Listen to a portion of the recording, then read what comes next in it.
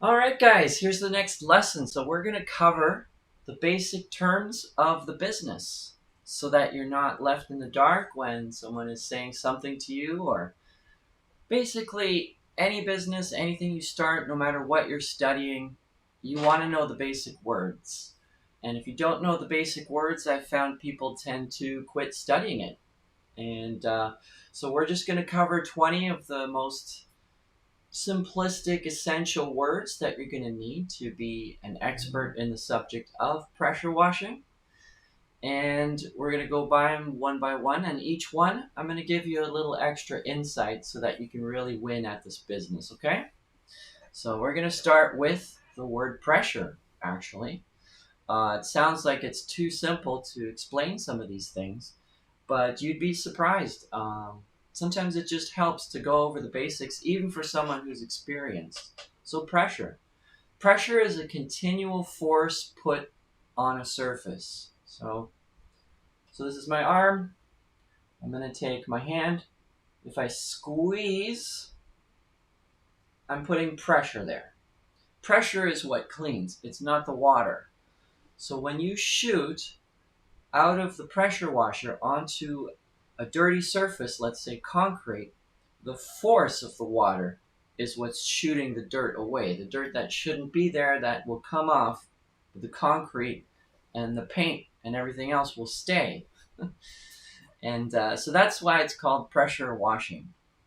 Also called power washing, it's the same thing. Okay? So now we're going to cover all of the different terms that you kind of need to know. You'll see. So the first thing to know is really just a pressure washer. You can get all different kinds of pressure washers. I would recommend a Honda. And I would recommend that you start with a 4 gallon a minute, 4,000 PSI, that's pounds per square inch, and GPM is gallons per minute.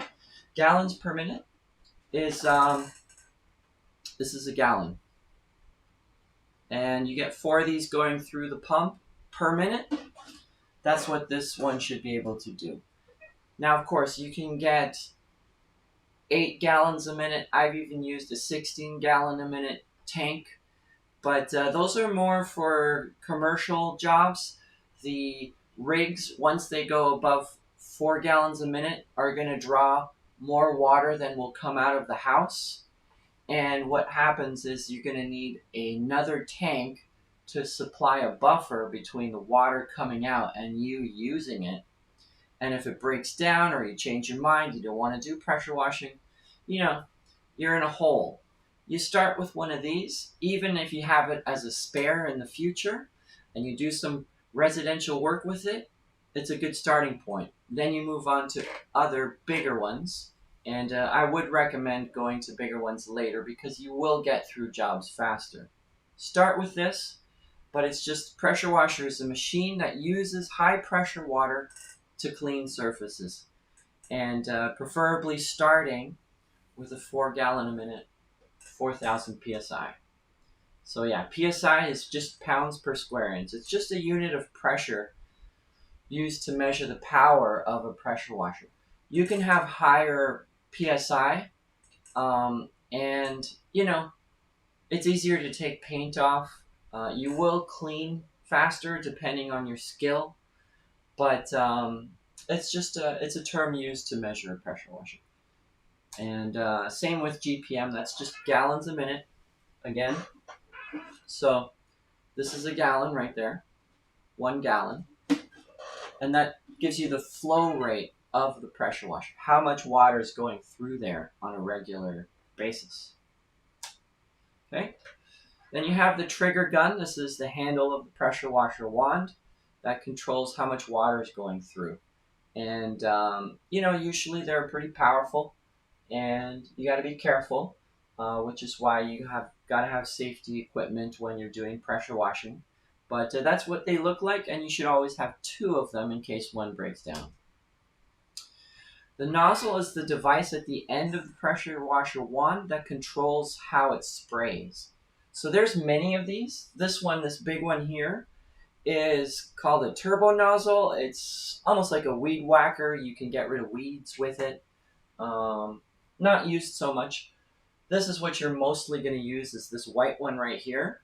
That's your typical spray pattern. This is a wider angle spray for rinsing. You won't use that so much.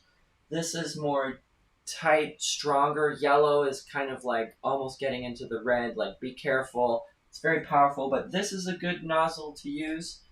The green and the white, you always want to have spares because they get lost. They get dirt specks in them, and those are the ones you're mostly going to be using.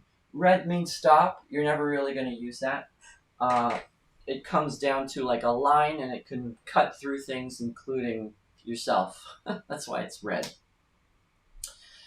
Now, there is a particular type of nozzle I'm going to show you in this course. It's called an X-Jet. It's a special nozzle used for rinsing and reaching distances.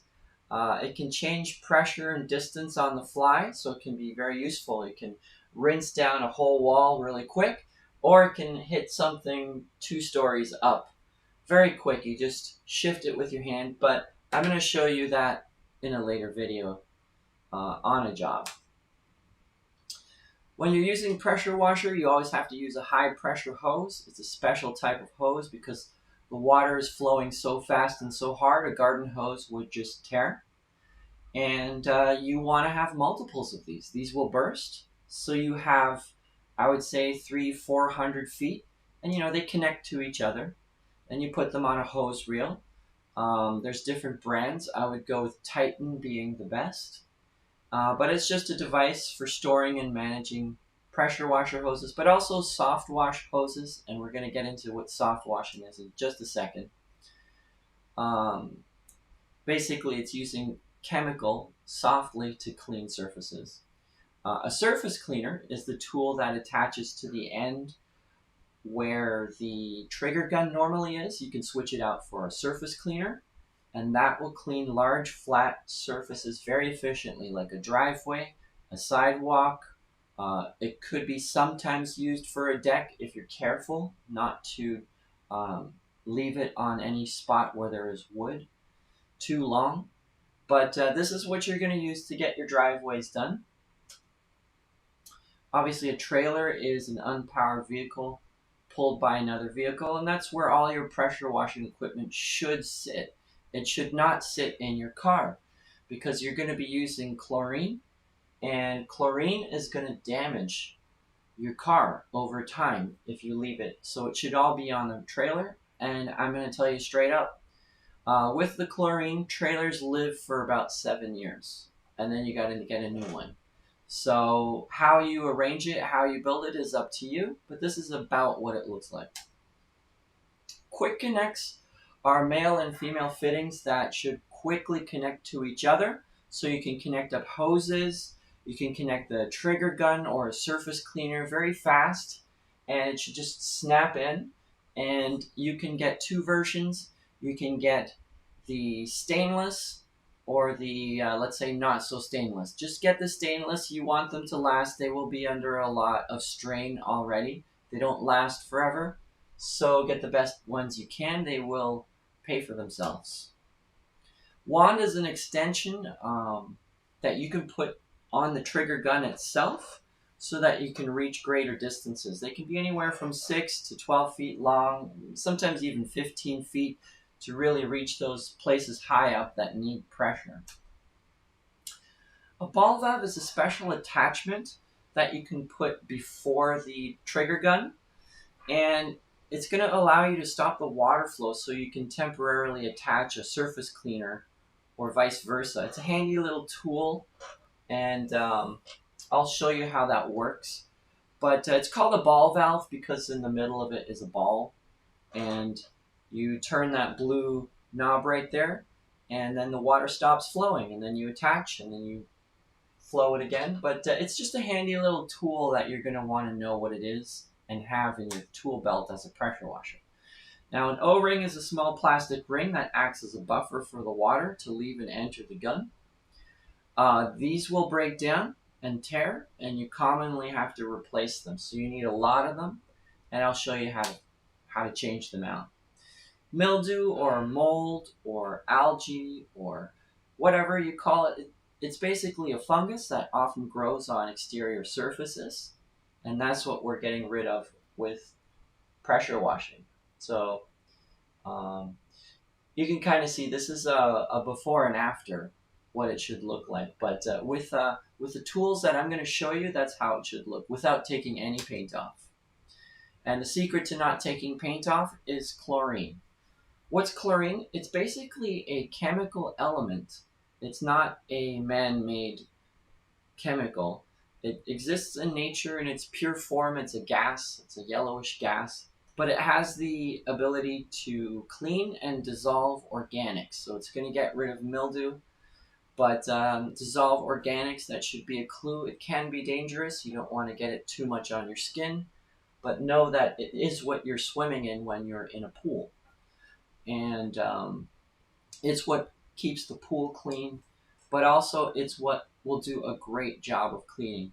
Some jobs are just so much easier with chlorine, and using a very mild mix of chlorine, you can do miracles.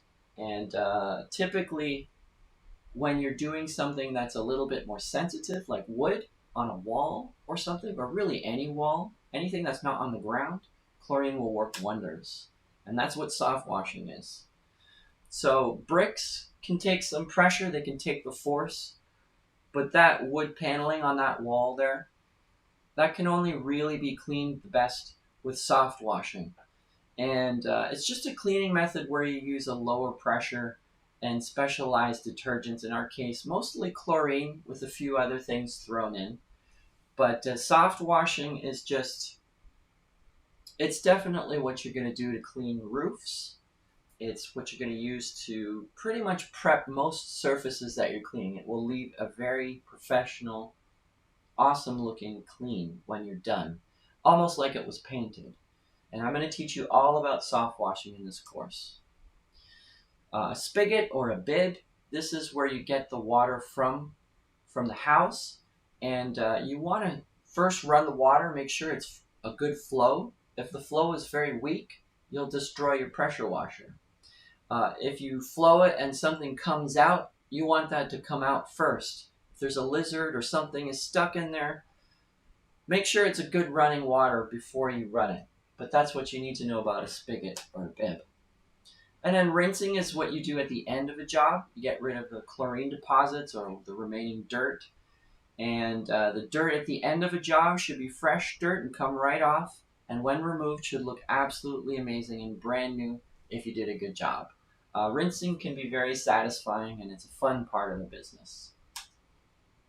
Streaking is what you do when you get uneven distribution of pressure on a surface, or you're leaving behind streaks or lines. This is usually what the do-it-yourselfers trying to do their own driveway. You can tell that it wasn't done by a professional because they leave streaks everywhere. And I'm going to show you in this course how never to streak. It's important. It's just proper technique, equipment adjustment, and you'll never do streaking. And that should cover it. So those are the basics. And I think for the next lesson, we'll get into some nitty-gritty. But yeah, those are the basic words. And let's get on to the next part of the course.